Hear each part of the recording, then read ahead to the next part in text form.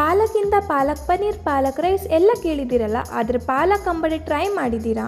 ಇದನ್ನು ಮಾಡೋಕ್ಕೆ ತುಂಬ ಈಸಿ. ಈವ್ನಿಂಗ್ ಟೀ ಜೊತೆ ಪರ್ಫೆಕ್ಟ್ ಸ್ನ್ಯಾಕ್. ಬನ್ನಿ ಸ್ಟೆಪ್ ಬೈ ಸ್ಟೆಪ್ ಈ ಸಿಂಪಲ್ ಪಾಲಕ್ ಅಂಬಡೆ ರೆಸಿಪಿನ ನೋಡೋಣ. ಮೊದಲು ಪಾಲಕ್ನ ವಾಶ್ ಮಾಡಿಕೊಂಡು 1 ಗ್ಲಾಸಷ್ಟು ರೈಸ್ ನೆಂದಿರಬೇಕು. ಅದಾದಮೇಲೆ ಒಂದು ಮಿಕ್ಸಿ ಜಾರ್ನಲ್ಲಿ ಒಂದು 4 to 5 ರೆಡ್ ಚಿಲ್ಲೀಸ್ ಹಾಕಿ ಸ್ವಲ್ಪ ತೆಂಗಿನ ತುರಿಯನ್ನು ಹಾಕಬೇಕು. ಸ್ವಲ್ಪ ನೆಂದಿಟ್ಟಿರೋ ರೈಸ್ನ ನೀವು ಹಾಕಬೇಕು ಮತ್ತು ಹೀಂಗ್ ಹಾಕಬೇಕು. ರುಚಿಗೆ ತಕ್ಕಷ್ಟು ಉಪ್ಪು. ಇದಕ್ಕೆ ನೀವು ತುಂಬ ನೀರು ಹಾಕುವಾಗಿಲ್ಲ, ಸ್ವಲ್ಪ ನೀರನ್ನು ಹಾಕಬೇಕು.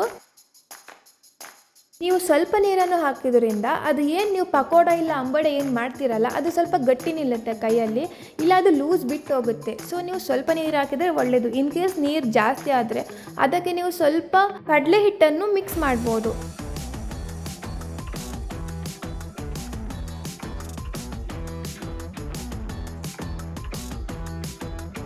ನಮ್ಮದು ಪಾಲಕ್ ಅಂಬಡೆ ರೆಡಿ ಆಗಿದೆ. ನೀವು ಯಾವಾಗ ಟ್ರೈ ಮಾಡ್ತೀರಾ ಅಂತ ಕಮೆಂಟಲ್ಲಿ ಹೇಳಿ.